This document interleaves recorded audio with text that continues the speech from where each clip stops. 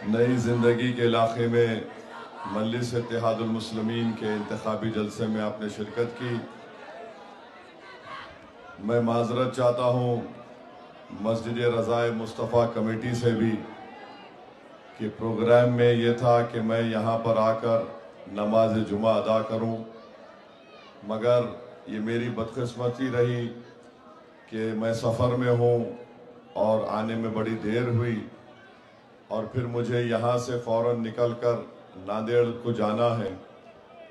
तो इसलिए मैं मस्जिद रज़ाए मुस्तफ़ा कमेटी के ज़िम्मेदारान से माज़रत चाहता हूँ और इंशाअल्लाह ताला उनसे वादा कर रहा हूँ कि 15 तारीख़ के बाद 16 तारीख़ के बाद जब नतीजा आ जाएगा और मुझे यकीन है कि ना सिर्फ नई ज़िंदगी बल्कि पूरे शोलापुर से मजलिस इत्तेहादुल मुस्लिमीन के अरकान बल्दिया पहले से ज़्यादा तादाद में कामयाब होंगे और मैं इंशाअल्लाह फिर आकर यहाँ पर रज़ाए मुस्तफ़ा कमेटी में या तो एक वक्त की नमाज़ पढ़ने की कोशिश करूँगा या फिर जुमे के दिन आकर दोबारा यहाँ पर आकर उस मस्जिद में नमाज जुमा अदा करने की कोशिश करूँगा। मेरे अजीज़ दोस्तों और बुजुर्गों, शहनशीन पर तशरीफ़ फरमा वार्ड 20 के उम्मीदवार मोहतरमा अनीसा मुग़ल साहिबा, मोहतरमा सफ़िया चौधरी साहिबा, मेरे छोटे भाई अज़हर हुंडेकरी साहब, हमारे छोटे भाई जनाब अज़हर जागीरदार साहब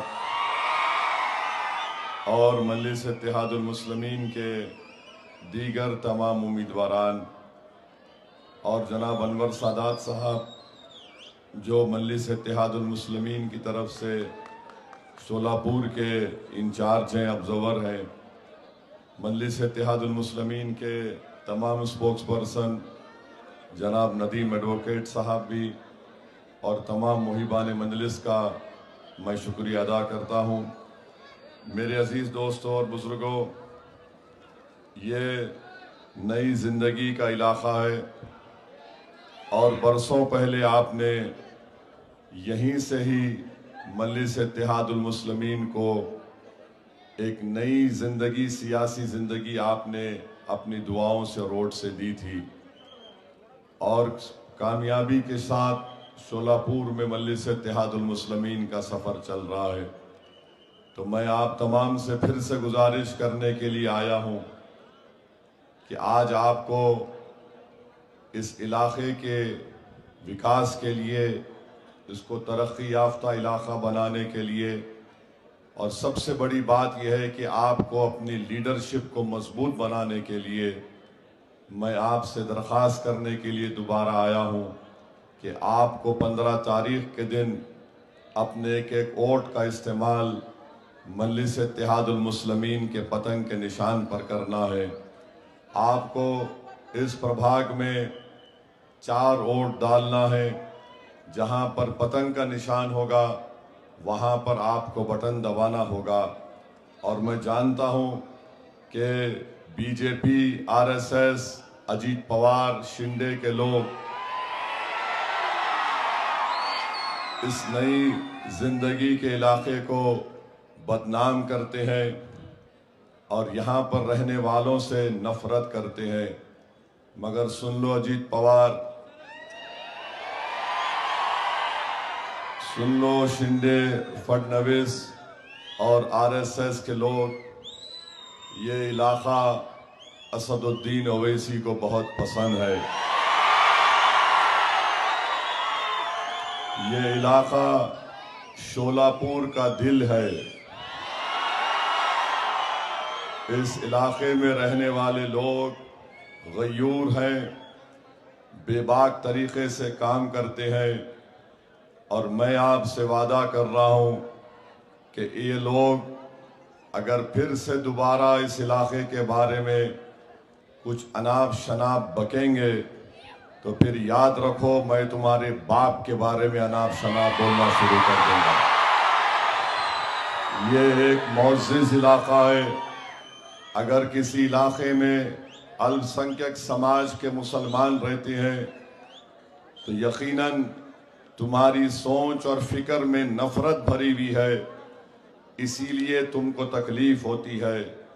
मगर तुमने कभी यहाँ पर आकर झांक कर देखा कि कैसा किस तरीके से इन लोगों की नफरत की वजह से यहाँ पर पीने के पानी का भी इंतज़ाम बराबर नहीं किया जा सका।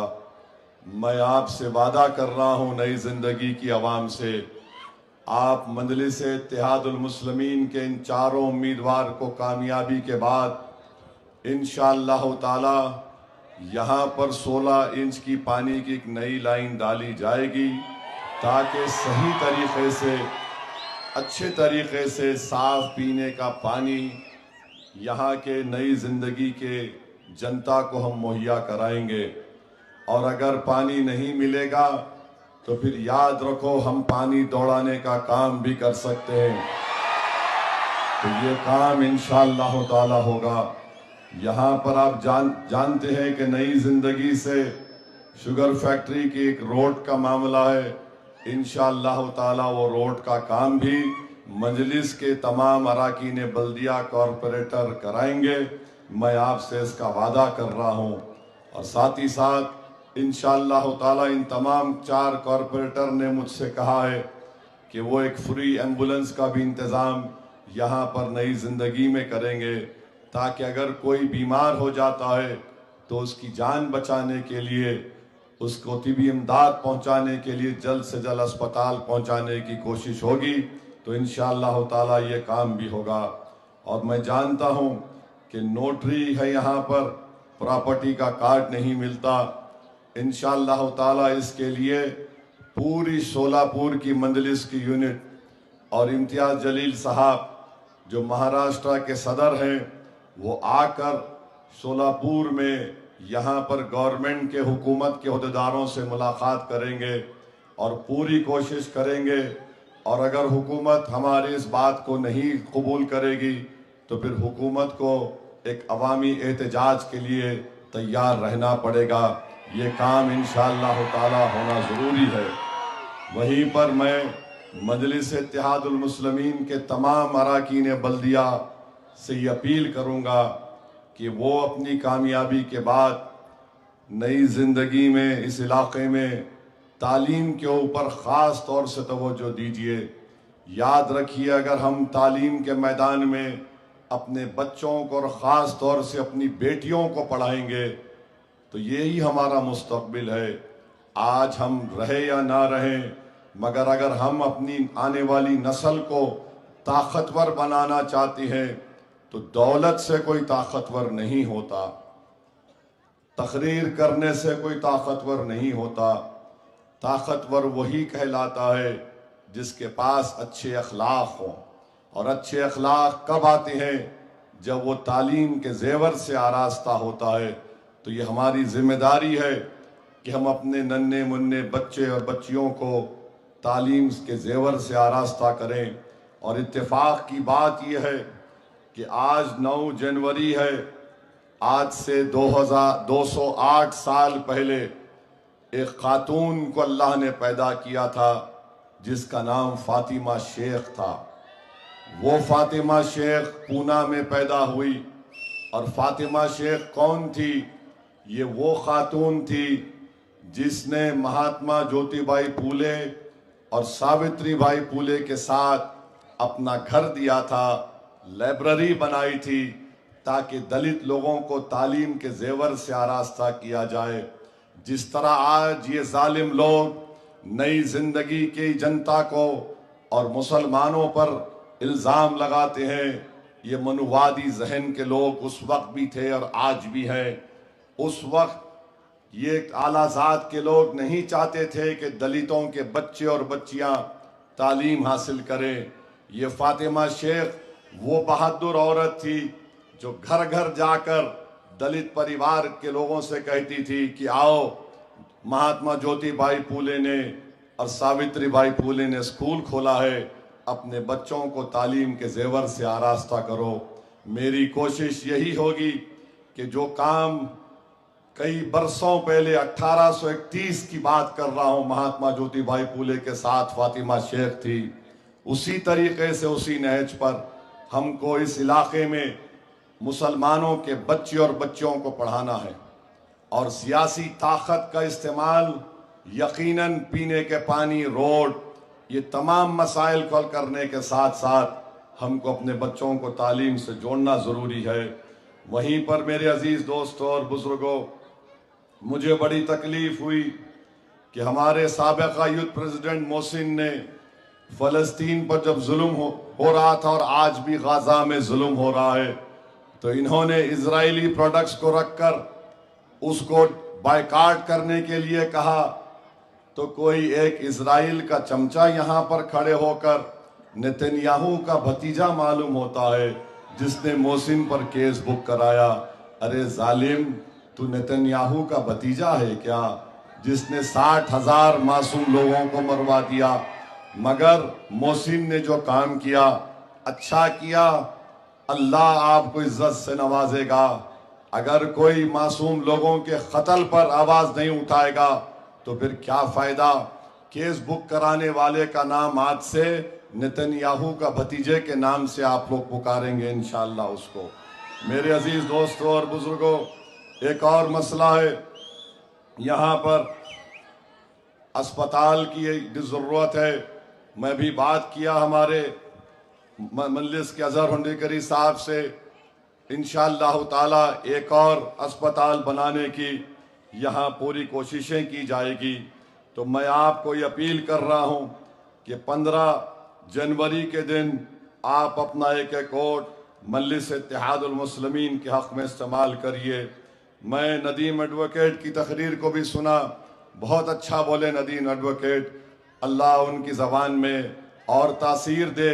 इसी को बोलते हैं लीडरशिप को पैदा करना। मेरे अजीज दोस्तों और बुजुर्गों, यही मजलिस चाहती है कि आप नेता बनो, बेबाक तरीके से आप मसाइल को रखो और लड़ो उसके लिए। दूसरी पार्टी में भी लोग इलेक्शन लड़ रहे हैं, मगर उनकी जबानों पर ताला पड़ा हुआ है, उनकी सोच पर पर्दा पड़ा हुआ है, उनके दिल हैं मगर धड़कते नहीं हैं।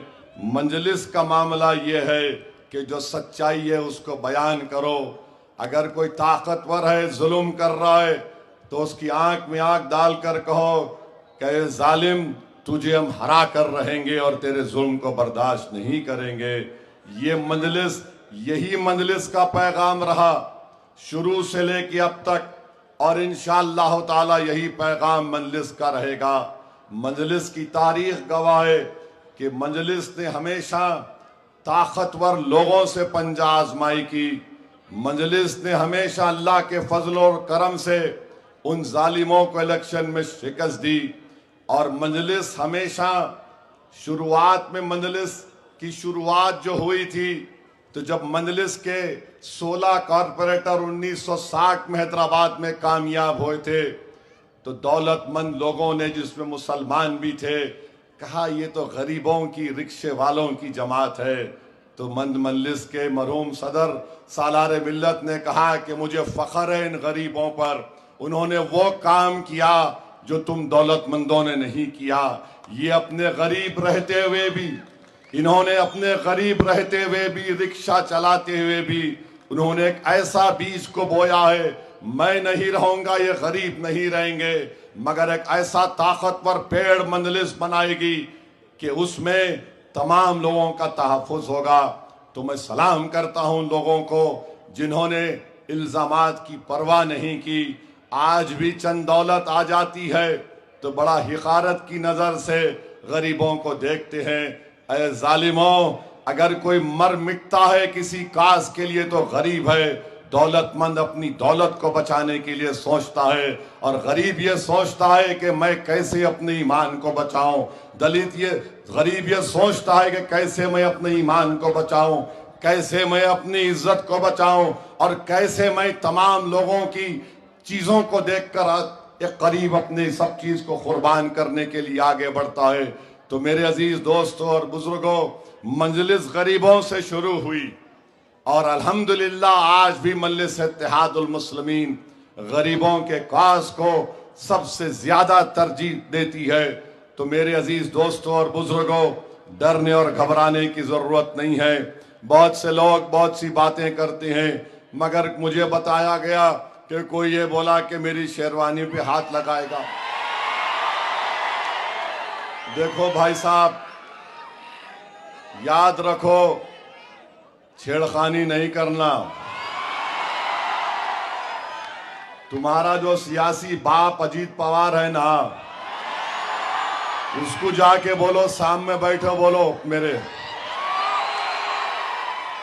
3 मिनट में गूंगा बना के भिजा देता हूं उसको। ये इस तरह के बातें नहीं करना। भारत की 540 सुनो, हाँ सब है पूरे है। भारत की 540 की पार्लियामेंट में जब हम बोलते तो जिसको खुजली होती है उन्होंने हमारे को खुजा लेता हमारे से। तो इस तरह की बातें मत करो।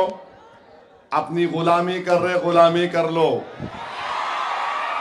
तुमको कुछ मिठाई मिले ही खा लो। याद रखो, मेरे को बोलने से तुमको मिल रहा तो तुम्हारा बास मैं हूं, तुम मेरे को ज्यादा बोलेंगे, दुकान तुम्हारी बंद। तो मेरे अजीज दोस्तों और बुजुर्गों, अजीत पवार नरेंद्र मोदी की गोद में बैठे हुए हैं।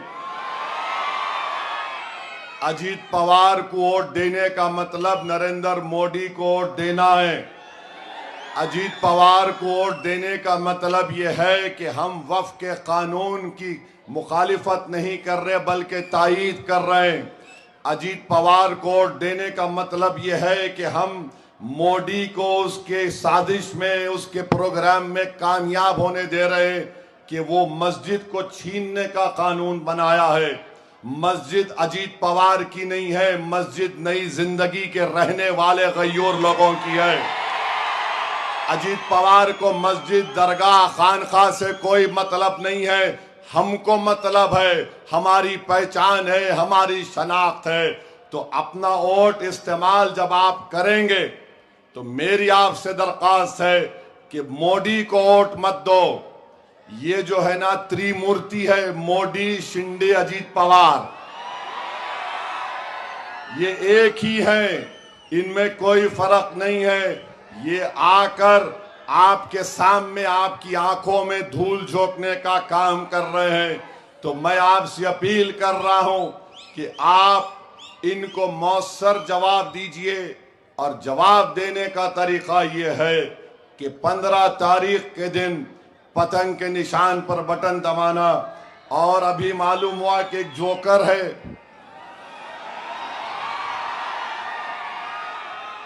प्रभाग नंबर 22 से अजीत पवार का कैंडिडेट बना है।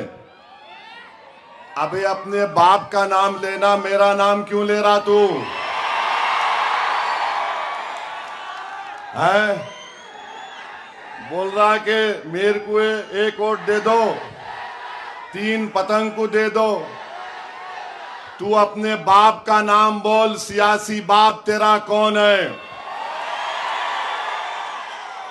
हम अपनी पार्टी के नाम पे वोट मांग रहे हैं। प्रभाग नंबर 22 के लोगों से अपील कर रहा हूं, पतंग को वोट देना, ये दुम छल्ले जोकरों को नहीं देना। आप जरा तो शर्म रखो, जरा तो शर्म रखो। कुछ नहीं, एक मेरे को दे दो, 3, अरे 3 नहीं, 4 नहीं, बल्कि पूरे 50-60 हजार वोट पड़ने वाले पतंग के नाम पर इंशाअल्लाह ताला। यानी अभी से मालूम हो गया उनको कि अजीत पवार का नाम लिए तो टाटा बाबा खींच देने वाले हैं लोग। अब ऐसा ही होने वाला है, 15 तारीख को कोई नहीं रहेगा। तुम ये 22 नंबर, हाँ, और एक मेरे कोई बोले प्रभाग नंबर 16 में भी हमारी बहन लड़ रही। बहरहाल जहां भी मजलिस के उम्मीदवार है, आपको पतंग के निशान पर बटन दबाना है। आप दबाएंगे ना?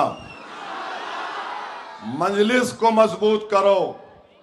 असदुद्दीन ओवैसी आज है कल नहीं रहेगा, ये जिंदगी की हकीकत है। मगर मजलिस के पैगाम को समझो मेरे भाई, मजलिस को लेकर आपको आगे बढ़ना है। मजलिस चाहती है कि शोलापुर से और नेक और काबिल लोग निकलें, चाहे वो हमारी बहन हो, बेटी हो, भाई हो, कोई भी हो, जो लीडर बन सके। याद रखो ये काम हमको करना है, कोई आसमान से अब कोई आने वाला नहीं है, हमको ये काम करना है। और मैं जिम्मेदारी के साथ कह रहा हूं कि जो मौजूदा मजलिस के शोलापुर में अरकान है, मैं उनमें काबिलियत देख रहा हूं, मैं उनमें जज्बा देख रहा हूं, और वो बेबाक तरीके से आपकी नुमाइंदगी करने का हक अदा करने की उनमें पूरी सलाहियत है। तो मेरी आप तमाम से, बुजुर्गों से, उलमाए कराम से, खास तौर से अहले दिल हजरात से ये आपसे अपील है कि आप 15 तारीख के दिन मजलिस इत्तेहादुल मुस्लिमीन को वोट देकर कामयाब करिए। याद रखिए, शोलापुर को हम पुणे की तरह खूबसूरत बना सकते हैं, मगर ये लोग, बीजेपी के लोग इतने सालों से शोलापुर में बैठे हुए हैं, कुछ काम नहीं कर रहे हैं। यहाँ पर है, यहाँ की रजाई इतनी मशहूर, जीआई टैग उसको हासिल है, कुछ नहीं होता। हर चीज में आप देखो, अब इलेक्शन आ गया तो बोल रहे नहीं मेयर उन्हें बनेगा, मेयर इन्हें नहीं बनेगा। अरे बाबू, पाकिस्तान के संविधान में लिखा हुआ है कि सिर्फ एक ही मजहब का आदमी पाकिस्तान का प्राइम मिनिस्टर या सदर बन सकता है। बाबा साहिब अंबेडकर का जो संविधान है वो ये कह सकता है कि कोई भी भारत का नागरिक वजीर आजम बन सकता है, सदर जमहूरिया बन सकता है, चीफ मिनिस्टर बन सकता है, मेयर बन सकता है। और असदुद्दीन ओवैसी का ख्वाब यह है कि एक दिन आएगा इस देश में इंशाअल्लाह ताला, शायद हम और आप नहीं रहेंगे, मगर देखना एक हिजाब पहनने वाली बेटी इस देश की वजीर आजम बनेगी इंशाअल्लाह ताला। हम नहीं रहेंगे, शायद हम जमीन में जाकर हमारी हड्डियां भी घुल जाएंगी, मगर देखना एक दिन वो दिन आएगा। अरे याद रखो, ये नफरत जो तुम मुसलमानों के खिलाफ भड़का रहे हो, इंशाअल्लाह ताला ये नफरत ज्यादा नहीं चलेगी, तुम खत्म हो जाओगे नफरत फैलाने वालों। मोहब्बत जब आम होगी तो लोगों को मालूम होगा कि कैसे जहर इनके दिलो दिमाग में भर दिया गया था। आज आप देखिए, शोलापुर में पेट्रोल 104 रुपये में मिलता है, बीजेपी वालों को उसकी फिक्र नहीं है। गुजरात में 90 रुपये में, आप बीजेपी वाले जाके पूछो 104 रुपये पेट्रोल मिल रहा, वो नई बस्ती में तो बांग्लादेशी है। अरे पेट्रोल 104 में क्यों बिक रहा? नहीं वहां बांग्लादेशी है। अच्छा तेरे कैसा मालूम? तेरा अब्बा आके बोले तेरे को। हाँ, तो ये मसला है इनका। शोलापुर में इतने अहम मसाइल हैं, तकालीफ है, कोई फिक्र नहीं, बस खाली कुछ तो भी एक बोलो, टेंशन पैदा करो। और ये प्रोग्राम के तहत फडणवीस, शिंदे और अजीत पवार तीनों को यह प्रोग्राम है, जाके महाराष्ट्र की जनता को बेवकूफ बनाओ। तो आपसे अपील कर रहा हूं कि 15 तारीख को आप इनको पैगाम दीजिए कि हम तुम्हारे साजिश का शिकार नहीं होंगे। अजीत पवार, शिंदे, फडणवीस, ये तमाम के तमाम भारत के संविधान के मुताबिक हुक्मरानी नहीं कर रहे, ये नफरत की बुनियाद पर हुक्मरानी कर रहे हैं। ये अल्पसंख्यक समाज के दोस्त नहीं, बल्कि उनको कमजोर करना चाहते हैं। ये दलितों को उनका हक नहीं देना चाहते, बल्कि उससे महरूम करना चाहते हैं। ये किसानों को कुछ नहीं कर रहे, किसान कितने खुदकशी कर रहे हैं, मगर इंशाअल्लाह ताला मजलिस आपकी पार्टी है तो 15 तारीख के दिन मेरे भाई, नई जिंदगी की जनता ने क्या फैसला लिया जरा पुकार के बता दीजिए। 15 तारीख को पतंग पर बटन दबेगा। जरा हाथ उठाकर बता दीजिए, वहां तक भी जहां तक मेरी नजर जा रही है भाई, पतंग पर बटन दबेगा तो लगाइए मेरे साथ नारा, नारे तकबीर, नारे तकबीर।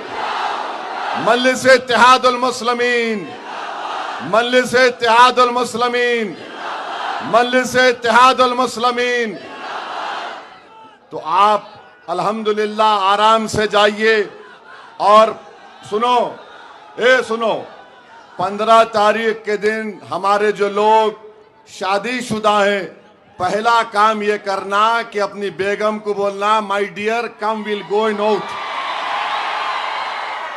तो पहले अपने वाइफ के साथ, अपने माँ बाप के साथ लेके जाइए। नौजवानों, उस दिन वोट डालना खाली मोटरसाइकिल पे डाल के अरे क्या हो रहा नहीं। नौजवान अगर निकला 15 के दिन तो क्या बोलना, बस जहां दिखे उन्हें भी देख के बोलता यस।